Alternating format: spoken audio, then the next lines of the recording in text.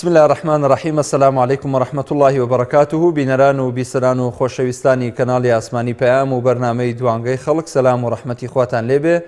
ئەم کاتە و هەموو کاتێکتان باش. خۆشحاڵم لە ئەڵقەیەکی نوێی ئەم بەرنامەیە بە دیداریەوەی عەزیز و خۆشەویست شاد دەبمەوە.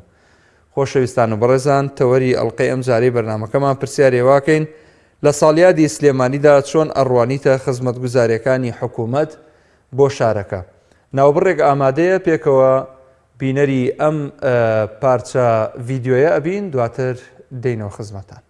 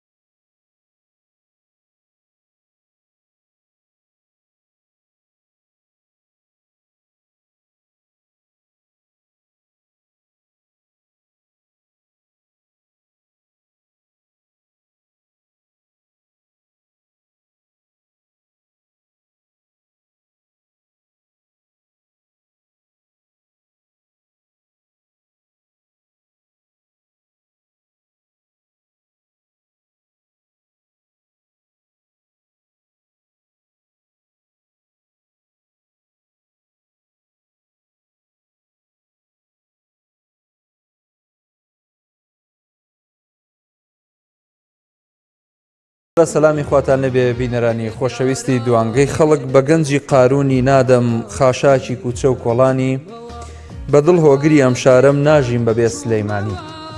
ئەم شارە دامەزراندنی یاخودیادی دامەزراندنی شاری سلێمانی پیرۆز بێت لە خەڵکی ئەم شارە ئەزیزە، لە بابانێ ئەسڵەکان، لەوانەی کە نیشتەجێ ئەم شارن، لەوانەی کە ئەم شارەیان دروست کردووە، هەروەها لەوانەی کە ئێستا دانیشتووی ئەم شارن و لە دەرەوەی شاری سلێمانیەوە هاتوون بۆ ئێرە. زۆر بەداخەوە شارێکی زۆر فەرامۆشکرا و ئەوەی کە ئەبینرێ جیاواز لە شارەکانی تری هەرێمی کوردستان بە تایبەت لە پایتەختی هەرێمی کوردستان، ئێمە بەڕاستی ئەمە بابەتی شارچێتی و جیاوازیکردن نییە لە نێوان شارەکان. سوپاس بۆ خوا کە ئەگەر شوێنێک لە شوێنێکی تر ئاوادانتر بێ ئەوە سوپاسی خۆی ئەوێ، بەڵام دوجار هەمووی یەک پارچەیە و هەمووی کوردستانێکە و هەمووی هەرێمێکە و هەمووی واجبی سەرشانی حکوومەت و دەسەڵاتدارانە خزمەتی شارەکان بکەن بەبێ جیاوازی. بەڵام ئەبینین ئێستا شاری سلێمانی شارێک بەڕاستی پشتگوێخرا و شارێک زۆر لە دواوە لە ڕووی بەرەو پێشبردننی عمرانی، لە ڕووی هەندەسی، لە ڕووی شەقام و جادە و کوچە و کۆڵان و خزمەت گوزاری تەنانەت سەرەتاییش، تەنانەت دەبینین لە کۆڵانەکان ئێستاش ئاو کۆ بێتەوە، ئێستا کارەبا لە هەندێک گەڕک نییە، ئێستاش قیرتاو نەچووە بۆ هەندێک گەڕک ئاوی تێدا نییە. هەموو ئەمانە کۆمەڵک گرفتن بەڕاستی شاری سلێمانی پێوە ناڵێنە سەرباری هەموو ئەوە زۆربوونی ڕەنگەکان، زۆربوونی جیاوازیەکان، زۆربوونی هەموو ئەو دەنگانەی کە بەڕاستی ئەو دەس و دەنگانەی کە خێریان بۆ ئەم شارە ناوێ و دەسەڵاتدارانی ئەم شارە توانین بڵێن زۆر خەڵکێکی بێبایەخ بوون بۆ شاری سلێمانی و نەیانتوانیوە لە ئاستی تەموحی خەڵکی ئەم شارە کار بکەن و شاری سلێمانی بەرەو پێش ببن بۆ کارەکە یەگەڕێتەوە بۆ لاوازی و زعیفی و بێدەسەڵاتی ئیداری ئەم سنوورە. ئەچمە لای پەیوەندیەکانی ئێوەی بەڕێز و خۆشەویست، دەتوانن لە ڕێگەوە ژمارە تەلەفۆنانەی لەسەر شاشەی کەناڵی ئاسمانی پەیام هەیە قسەی زیاترمان بۆ بکەن لەسەر ئەم تەوەرە کە باز لە چۆنێتی و چەندێتی خزمەت گوزاریەکەین لە شاری سلێمانی. کاک عەبدوڵڵا لە پیرەمەگرونەوە وەرەگرم.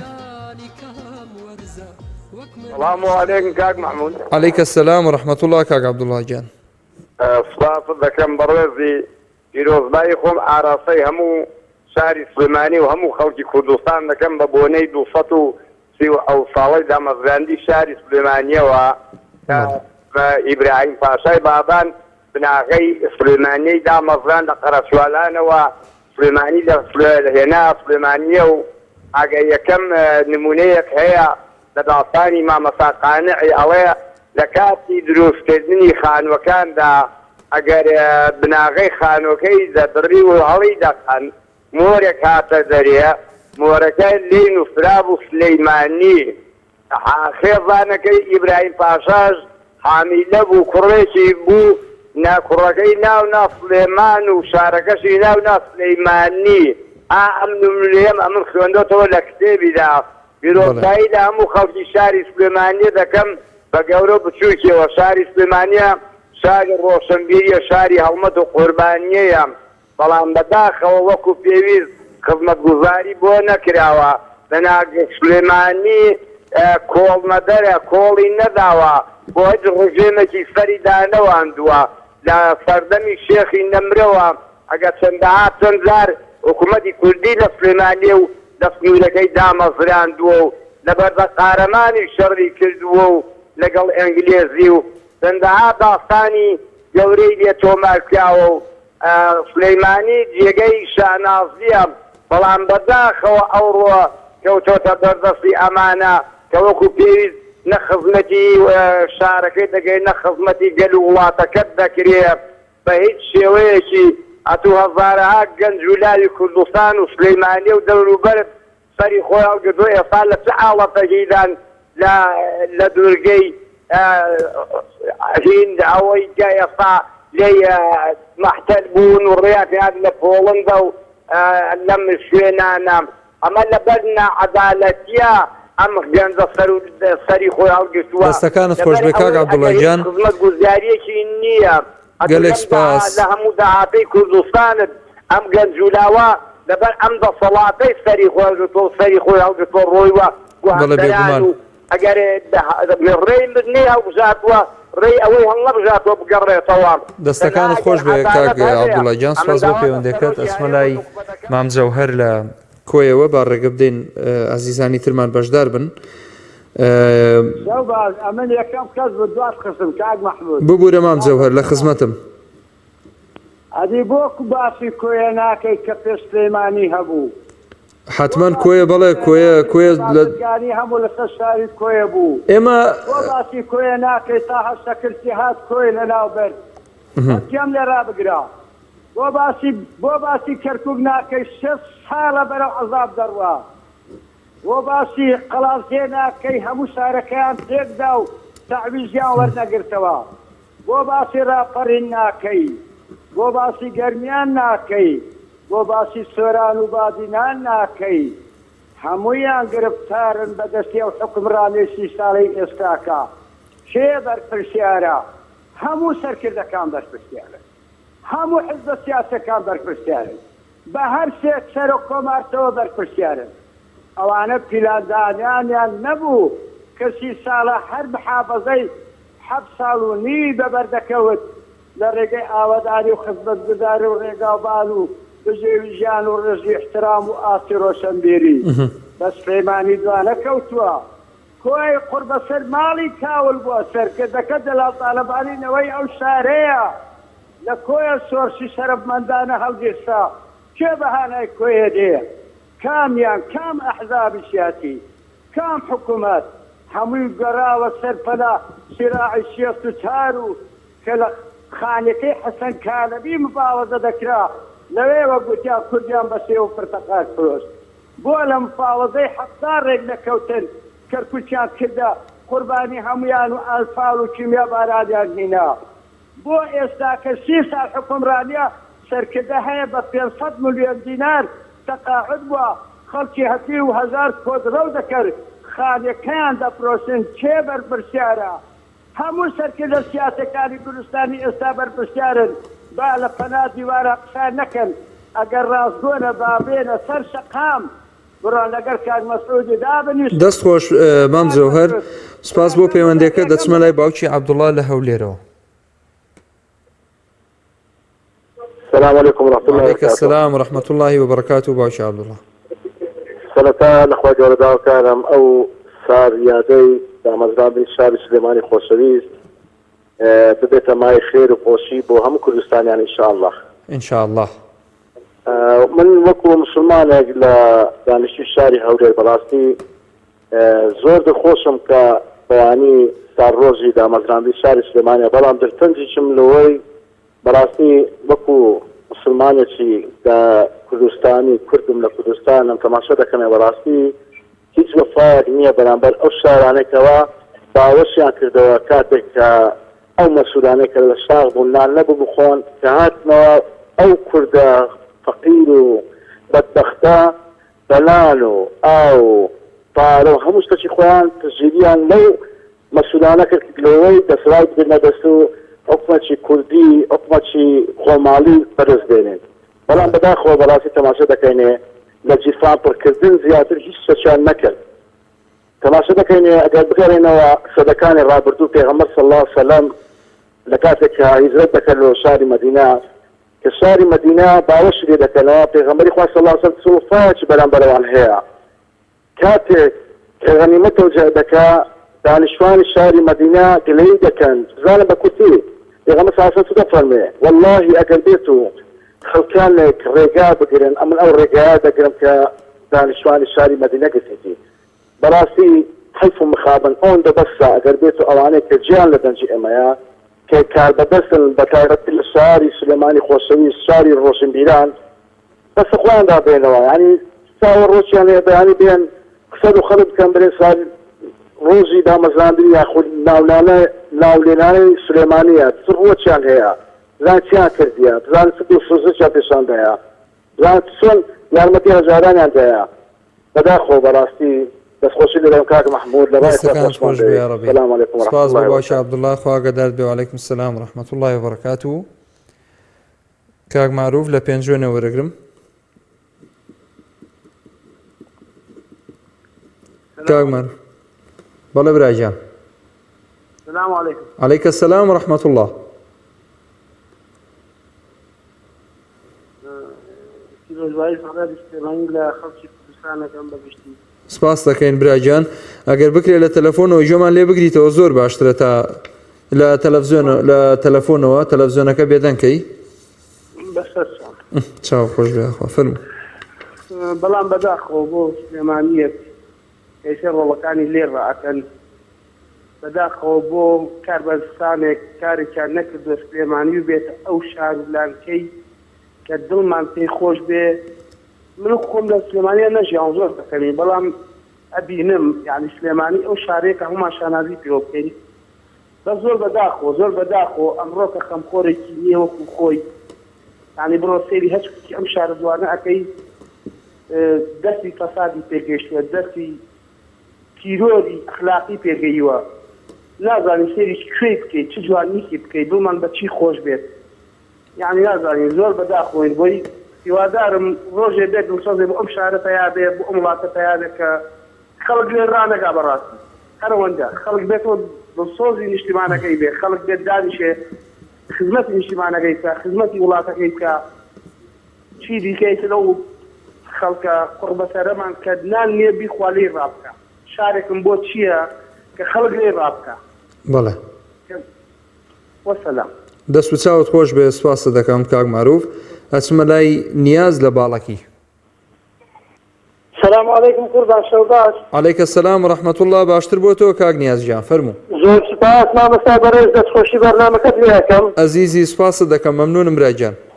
و سلااوێزم بۆ بینەرانی خۆشەویستی کەناری پێیان تیڤی هیوای سەرکردنتان بۆ دەخوازم لە فعالیاتی دامەزراندنی شاری سلێمانی پیرۆزبایی لەسەر دەرگاکانی کوردستان بەگشتی و شارە خۆشەویستەکەی هەڵمەت و قوربانی بە تایبەتی ئەەکەین.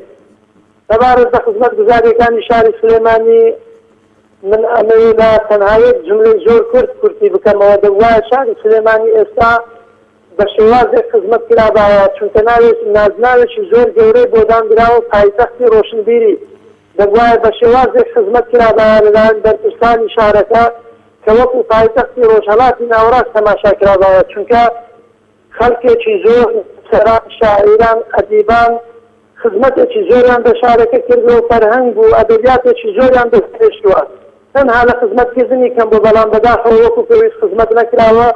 هیوادارین ئێستاش جوان لەلایەن حکوومەتی هەرێمی کوردستان بە تایبەتی دەسەڵاتی سلێمانی بەگشتی و دەسەڵاتی سلێمانی بە تایبەتی ئاورێکی جددیتر لە شارەکە بدرێتەوە خزمەتێکی زیاتری پێ بکرێت. بەڵێ دووبارە دەستخۆشیتان لێ دەستەکانت خۆش بێ کاک نیاز. سپاس بۆ بینەرانی کەناڵی پێیان تیڤی.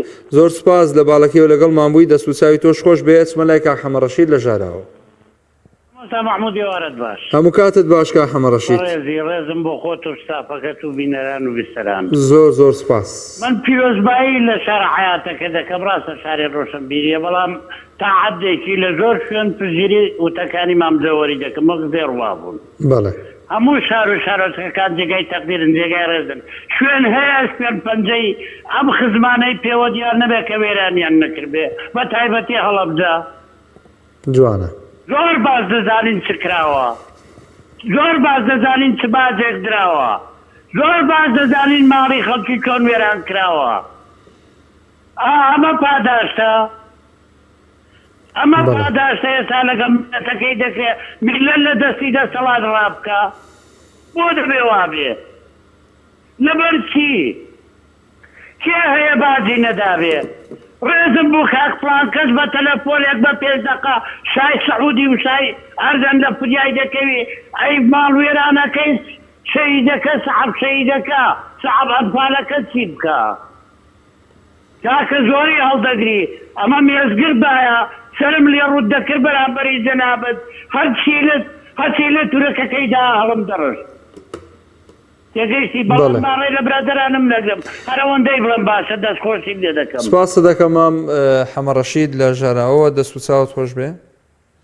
عرفان کاک عرفان محمود جان فەرموو کاک عرفان جان. سلام علیکم باسی برام عەلەیکە السەلام وڕەحمەتوڵڵاهی وبەرەکاتوو برای جان. دەستخۆشی بەرنامەکەت لێکەم و لەو سەرکەوتنە جوانەی و لەو ئاسوجوانی پێشکەشێکی لە بەرنامەکەتدا. مەمنونی جەنابتم کاک عرفان جان، سپاس دەکەم بێەوەی بیان. پاشان پیرۆزبایی شاری سلێمانی لە هەموو تاکتاکی کوردان ئەەکەم. مەمنونی جەنابتم. تایبەتی کەسانی شاری سلێمانی. سپاس دەکەم. یارە شاری سلێمانی هەرمی سلێمانیەکان نیە بەڵکو هین کوردان هەموو یەکی. بەڵێ. ئینسان لە کەرکووکەوە لە جەڕەکی کوردستان قسە لەگەڵەکەم. وەک کەرکووکیەک بەڵام ئەتوانم دابەز بم لە سەتاسەن سلێمانی لە ساسەنجان کەرکووک. بەڵێ. بە تایبەت تازە و مەجیدبەگ و تومەلیک و سەرای سلێمانی.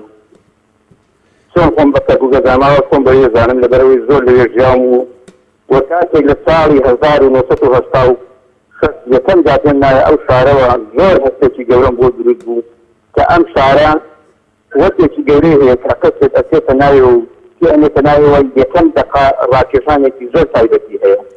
وایە. بۆیە ئەم شارە گرنگێکی زۆر گەورەی هەیە بەڵام بەداخەوە کارگەدەستانی کورد نایانتوانیوە ئەم شارە وەکو خۆی نیشانکەن بەداخەوە. جوانە. لەسەرانی گەورەی ئەم کوردەوە بەڕاستی ئەم شارە خۆی نەناکە. ئەم شارە زۆر گەورەیە. زۆر گەورەیە دەبوو خزمەتی زیاتر بکرایە. دەستەکانت خۆش بێ، پێناسەیەکی جوان بوو، دەست و چاوت خۆش بێ کاک عرفان جان. شاری سلێمانی شارێکی پشتگوێخراوە بەداخەوە. سپاسی ئەسف شاری کەرکووک چۆن ناوێکی گەلێک گەورەیە و بەڕاستی غەدرێک گەورەی دەکراوە بەڵام سلێمانی لە هەمان کاتا بە هەمان پێوە ئەم دوو شارە قەت نەدەبوو ئاوا بن. ڕاستە بەڕاستی ئەم دوو شارە نابووە بەڵام ئیتر نازانم حکومڕانی کوردی کەی بەخوا هەچێتەوە و بیر لەم دوو شارە هەکاتەوە نایەت ئەو هەچەند هەموو شارەکانی کوردستان غەدەی دەکراوە بەڵام ئەم دوو شارە بە تایبەت نابوو ئاوا بووە دەبوو پێناسەی کورد دایکە بکەوتنایە بەڵام من پێم وایە سلێمانی و کەرکووک هەر بەریش کەوتون و هەر بەریش ئەکەون و ئیشەڵا ئەم جێنازەیەکیان هەر ئاوا پێوە نامێنێتەوە و نازیان ئەدرێتی ئینشاءالله. دەستەکانت خۆش بێ کاک عرفان جان. سپاس بۆ موفق بی. سپاس دەکەم ئەزیزەکەم. دەست و چاوت خۆش بێ. ڕێزمان بۆ خانەوادەی بەڕێستان ئەچمە لای کاک پۆڵا لە هەولێرەوە. سڵاوی خوا لە جەنابەت کاک پۆڵای جان، لە خزمەتین فەرموو. سەرەتا پیرۆزبایی لە تاک بە تاچی شاری سلێمانی خۆشەویست دەکەم، لە هەموو کوردستانیان دەکەم. ڕێز بۆ مامزەوەری خۆشەویست لە کۆیە کاک حەمەڕەشید لە ژاراوە قوتەکانیان زۆر جوان بوو. لەم دۆخەدا باز لە مێژوو دەکەین، بەڵام دەبێت سیاسیەکانی سلێمانی، سیاسیەکانی هەولێر.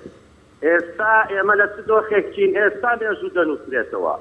باز لە 237 ساڵ لەمە پێش مەکەن شانازی بێەوە بکەن. لە ئێوە دەپرسن ئێمڕۆ مێژووی ئێوەیە، چەند ساڵە مێژووی ئێوەیە، چتان تۆمار کرد بۆ گەلی کورد؟ چی بنووسینەوە لە داهاتوو؟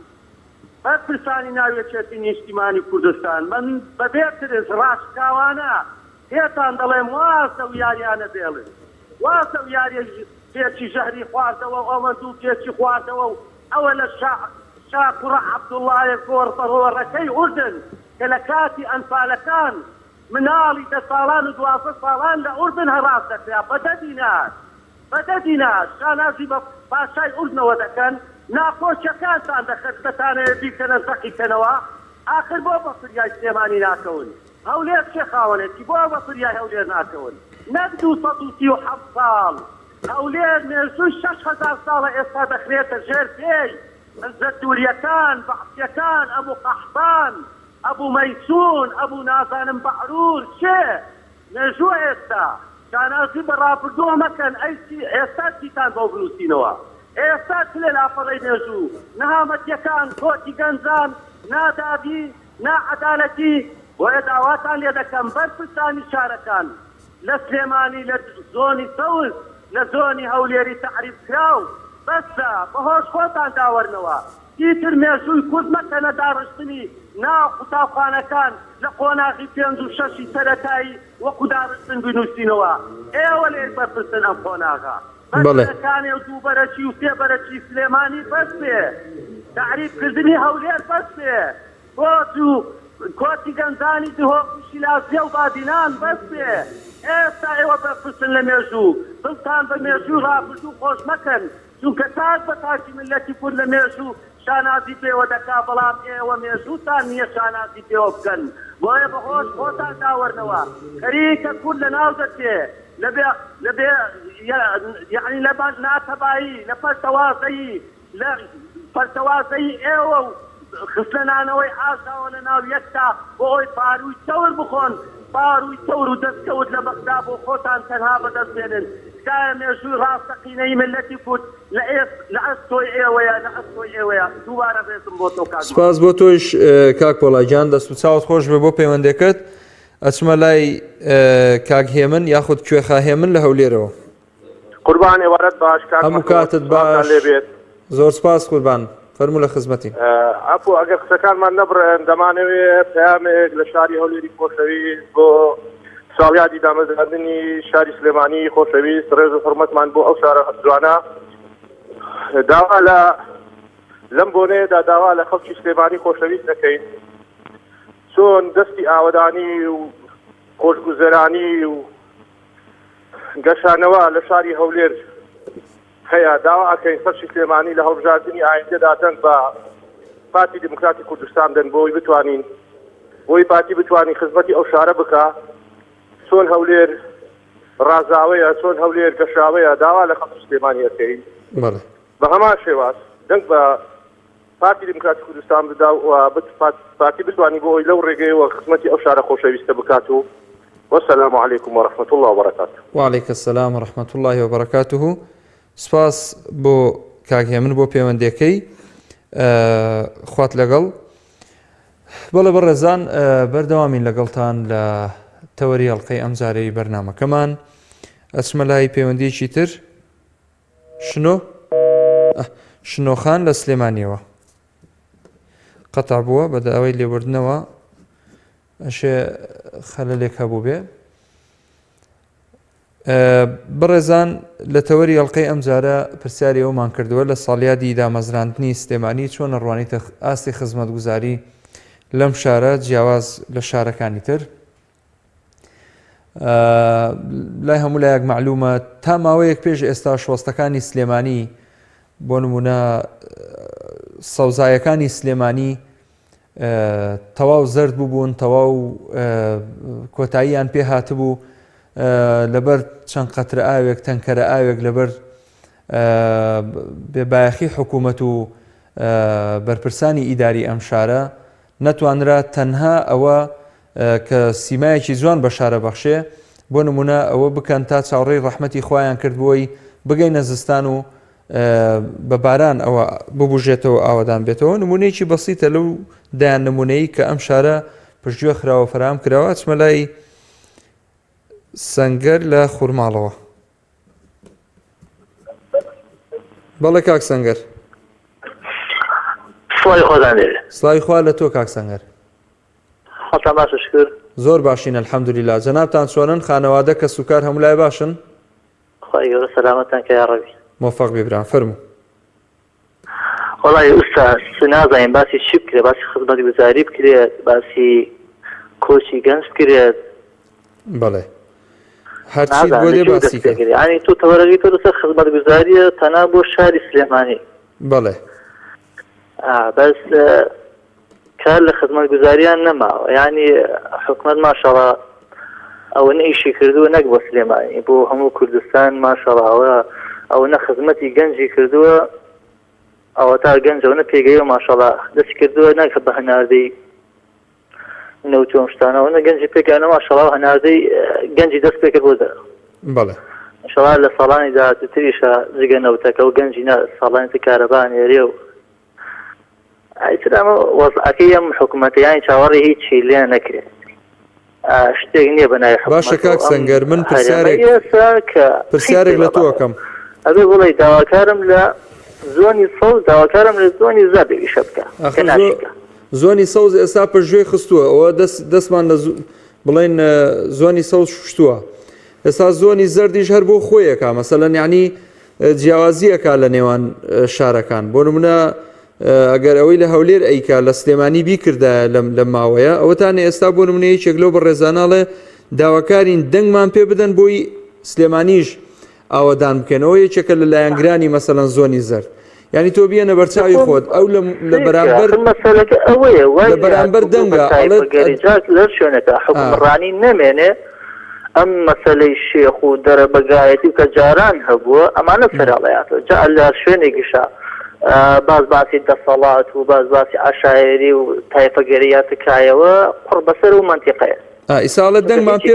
بۆی خزمەت گوزاری بگەینە سلێمانی جا شتێکی تریش لێرە ئاوا ڕوویە ئێستا دەکراوە بەمە حکومەتیش کە دەنگێنێ بێ ئەمەیانی ئەمە هینی بە خەڵک نییە یان هیچ بێباکە لە میلەت ئەڵە من یەخۆ دەنگێناوە سەرۆک وەزیران ئەڵێ ئێمە بە دەنگی خەڵک هاتووینەتە ئێرە کە بە دەنگی خەڵک هاتووینەتە ئێرە بێ منەت یانی دەنگێکی زۆرمانێناوە بە هەر خەڵکی بۆ خۆی سیر بخۆ زۆر نالێ تەواو دەستەکانت خۆش دەست خۆش بێ و سپاس بۆ پەیوەندەکەت هەر شاد بی خوارد لەگەڵ سپاس بۆ تۆ چێ هێمن کاک هێمن فەرموو لە هەولێرەوە السلام علیکم عەلەیکە سەلام و ڕەحمەت الله کاک هێمن جان قوربانم چاوەکەم دەستخۆشی بۆ بەرنامە و سپاسەکەم اینجا سەبارەت بەوەی کە ماشێتێک بۆی و نووسیوتانە لە ساڵیادی سلێمانیدا چۆن ئەڕوانیدا دەنگت هەڵبڕە تۆزێک کاک هێمن جان مەمنونتە بم ئەلوجیان بەڵێ جۆم لێتە بەس تۆزێک دەنگت هەڵبڕە باشە ئێوە بەڕێستان نووسیتانە لە بەماشێتێک لە ساڵیادی سلێمانیدا چی ئەڕوان نە خزمەت گوزارەکان تۆ بنووسیە من بوومایە ئەم نووسیت لە ساڵیادی گرتنەدەستی دەسەڵاتی ئەم ماپیاوایانە لە دوای ڕوخانی ڕژێمی سەدامەوە چیان کردووە بۆ ئەم شارە بۆ وەڵامیشێ پێت ئەڵێم فەسادکردنی کورد لە کوردایەتی بوون هێنانی مەشروب هێنانی فەساد هێنانی دزی گەندەڵی ئەوەی خوا پێی ناخۆشە ئەوەی سەدام حوسێن هەزار ڕەحمەت لە قەبرەکەی کە نەیکرد ئەمان کردیان ئەی تۆ کە وتبیتەوە ئەڵێ جاشایەتی و کلکایەتی ئەمەیە کە ئێستا ئەیبینن من بکەم لە شارێکی گەورە و بێوێران ئەم شارە بووەتە کەسێک بۆ کۆمەڵێک لات و لەوێر و کۆمەڵێک گەندەڵ و پیسخۆر ئەخڕن و سنگ دەرەپەڕێنن شارمان ڕازانە وەرە با بە شاری چی ڕازانە تۆ ناوسکی خەڵک قۆڕەیە لە برسا سلێمانی بەم بابانە وەڵا ئەو کات بابانە زن و بێتەوە ئێساکانە نەفرەت لەو شارەشەکە نەفرەت لەو چەخش و بلۆکەشەیە کە داینا لەسەر بناتەکەی کە ئەمانە بیخۆن لەسەری بلەوەڕێن لەسەری لاک و گەزافی پێوەیان خەڵکی وزەغزادەیە و شارەیان جەڕانووە خۆی بادا و کۆڕ و سیمینارم بۆکات لەسەر شاری ڕازانە دۆ کورە شاریی وەڵا شاریان تەدمیر کرد وەڵی منەوە قەناعەتە منەگەر کوڕیەوەمان بابانە بوومایەم و قەت باوکم لەشی ساق نەبێت کە ئەم شاری ڕازانە و بۆ ئەم لاکی لەوێرانە بۆ ئەم پیسخۆرانە دەستخۆشی بەرنامەکەوت دەست خۆش بە کاگە من جان سپاس بۆ پەیوەندەکەت خوارد لەگەڵ زۆر سپاس بەڵێ باوکی ڕێنوار لە سلێمانیەوە جان وڵێ فەرمی باوکی ڕێنوار جان فەرمی جانەکەم باشی بە قوربانم دەستان خۆش بۆ سەرکەوتوو بن یاخوا سەلامەت بی سپاس دەکەم مەمنون سەرون بۆ بەرنامە جوانە و دوایەوە زۆر سپاسی بینەران و بەڕێستانەکەم کە بەرنامێکی جوانتان ڕێخستۆ بۆی تا بتوانین هەست و نەفت و ژیان و جۆفتی سلێمانیتان بۆ باستین لە خزمەتان فەرموو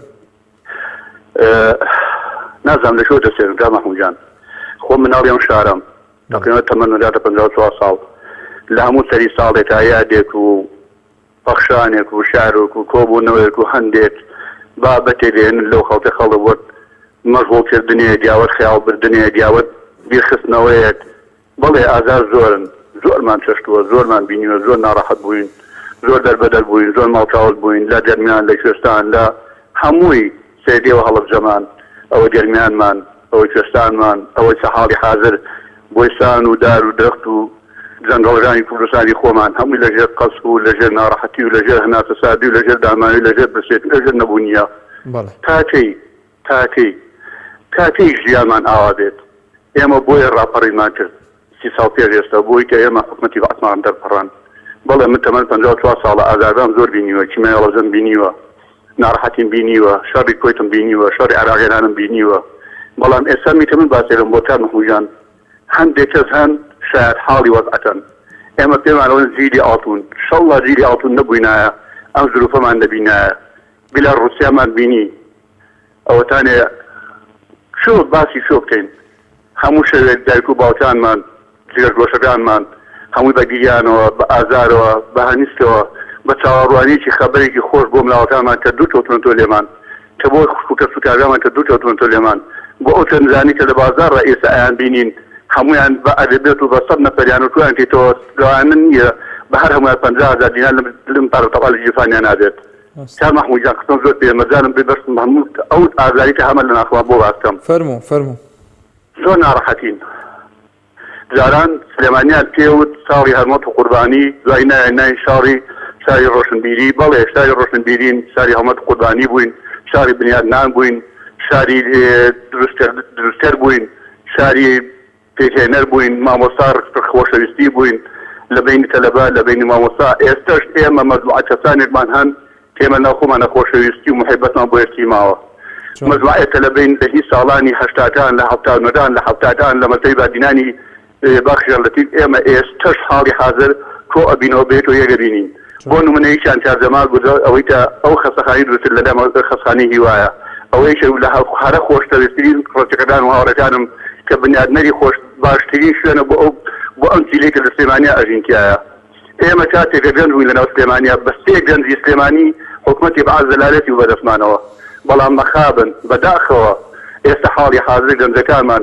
بە شەهادەوە بە ماجستێرەوە بە ئازارەوە سێری وڵات بەجێڵن سێری خزمەتکارن سێری بەقاڵن سێری شاگردن یعنی ئێمە وەتانێ فەرمو نازانم دقت دادێ بە ڕێزێدارە بینەران بینیرێتیان مدیری مستشفەی پۆڵەنیا حاڵی حاضری سەکە لەوێ کوردی خۆمانە بۆ ئەو کوردەمان بتوانن لێ مدیر بێت و بە ڕێزی شەوەڕێری دەسەرن بەسنەوە بۆی ئەی بۆ لێرە دکتۆری خۆمان چارەسەری نەخۆشەی خۆمان ناکات بۆ خەستەخانی فاروقمان بۆ دروستیاوە بۆ خەستەخانی نازانم چۆچۆمان بۆ دروستیاوە هەمووی بۆ پارێکێشانەوە تا لە یەکباردانە باسە دێ ماوەیشتر دەرمان لە کوردستان و لە سلێمانە نانێنێ ئەی باشەوە خەڵکە چی بکە باوکی ڕێنوار ئەوە تا خۆیان ڕائەکەن بۆ چارەسەر ئەگەر باشە دوتۆ خەسانی فاروق باشە خەسانی هەرێم باشە خەسانی جۆ باشە بۆ ڕادن بۆ ئەوروپا بۆ چارەسەرکردن ڕاست من ئێستەیەکێکم لەوانەیە کە پڕەکەم لە بێلاڕوسیایە شەو ڕۆژ چاوە نێمە نارێرم بتوەژورەکەی نارم هەنگاو بنێ بە بەردەر پۆڵانەکانە بە جادەکەیە بە مەرتەبەکەیە هەمووی ئەو میێتەوە بە چاو ناڕەحەتم پێی یا ڕەبی تۆڵەمە گیریانێکی ناخۆش پڕەکەم ئەجر باش وایە لە قەزەی ئەوەی تۆ ژیانێکی خۆشی هەبوایە سەری خۆیان ماگری بڕوە من مشتێرم لە خەرمانێک شاید حاڵێک من لە ئازارەکان بەداخەوە محموود جان زۆر ئازار زۆرە داواکم لە بەرپرسان لە لێپرساواندا لە ڕۆشنبیران لە سەرمایەداران بەسە بائیتر ڕۆڵەکان ماستەری خۆیان هەڵ نەگرن بائیتر ناهەناسە سار نەبن باشە بۆ یعنی بەزیری دارایی ئەڵێ 150,000 ئێم بۆی کە بێتەوە ئایا 150,000 دەبێت حسابی گەلانی هەرێکان بە دزنێ لە بیلاڕوسیا کە دەبێتێنە پێیان 150,000 چیێژە ئەچی لە نەفسێتی و جەنجارەکەیەوە بۆ ناو شارێت چۆن دابینەکە بۆی چۆنی خاتە سەر ئیشت ئەو پەرلەمانتارەکانمان وتیان 111 پەرلەمانتارمان هەیە بەشی فارسی وتێ 711 پەرلەمانتار دەم وایە ئەمە تاعیناتمان نییە ئەیتر چۆن جەنسەری خۆی هەڵناگرێت چی لە شار بکەم چی لە یاد بکەم چی لە هەڵپەرشێ بکەم چی لە گۆرانی بکەم چی لەوانە بکەم خۆشەوی جاران کووە کەسابەدەی جاران کووە کابراایکی پرۆفیشناڵی هۆلیۆدی ئەوریکی هەیە باسەگاڵێ بێت و چوویتە شارێک لە شارەکە لادایە قاوەخانەیە ویستت قاوەی بخۆیتەوە ئەدەبێت و ئەوەی خزمەتی کرد شادەدار بوو ئەو وڵاتە بەجێ بێڵا چونکە شادەدار بوو بە خزمەتکاری وڵاتەکە ئەبێت تەواو دەستی لێ بشۆیت ئەم پاسەشی عەڵەم هەیە دەیامەتیم بێ مەساوی بخێنمەوە ئاگادار بە کە پێ دەنێتە ئەم خاتی سلێمانی بە ئەدەب بە لە حوزوری ناوداران و شاعیرانی لە وەختان تەکە بۆ دڵوا ببینی بە تەختی بابانی بە ئەمەش بە مشێوێنە نەریت و کلتوری جوانی هۆنراوی عومەرکەسان زۆر ساڵ بۆ تاکی داواتان لەخوای گەورە بە گەورەی خۆی و بە ناوە جوانەکانی بە خۆشەویستی پێغەمبەر صلی الله علیه وسلم ئەم ئازارەمان نەمێنێت ئاێکی بە ڕەحمەتیا بۆ ئازار و بەم ناڕەحەتی بۆم نەهامەتی و بەم بێتەرسی و بەم درامەتی و بەم ناڕەحەتی هەیە لە وڵاتە خوا ئەو کوڕە جوانە تۆژی شەڵا بە سەلامەتی بگەنێتە شوێنی خۆی و ئینشاءڵڵا ئەو ئاگرەی کە لە ناختانایە دامرکێتەوە و ئینشاڵڵا خوایە هیچ کاتێک تووشی خەفەت نەبن یا دوعای خێر بۆ نەدەوێ من بۆ ڕۆڵی مسلمانە کە ئاوا سەرگەردان و هەناسەسەردن بۆ هەمووی یا الله یا الله سەلامەت بن و لە وەڵا بەدوور بن و لەو ئازاری کە هەیەنە لە نزاکیان باش هەموو خۆشەویستانەی کە لە سنووران بە سەلامەتی ئینشاءڵڵا ئەڵڵا بەرەوە بەرپشتیوان بەخوای گەورە ومێدمان زۆر زۆرە بەس کام وایە ئەوەی کە بەشداریەکە لەناو بەرنامەکە قسەی ناڕەحەت نەکەن بۆی کە خەڵک دڵبینیان نەبێت خەڵک هەمووی ئازاری هەیە خەڵک هەموو دینارە مردمان خەڵکان نەرمنەوە قسەی دەکەن سلێمانی جارانە وەرە ئێستا بم گەڕێ کۆنەکانی جێڕم هەموویان نە کولتور نە عادەت نە دل هیچی نەگۆڕاوە ڕاستە هەموویان لەسەری خۆی ماوە کولتوری سلێمانی زۆر جوانە دەسەکانە خۆش زۆر جوانە زۆر سپاس باوکی ڕێنوار بۆ پەیوەندەکەت کاک بەرهەم لە سلێمانیەوە کۆتا پەیوەندی وەرەگرم کاک بەرهەمجان بۆ بورە دەمێکە لەسەر هێڵی کاک بەرهەم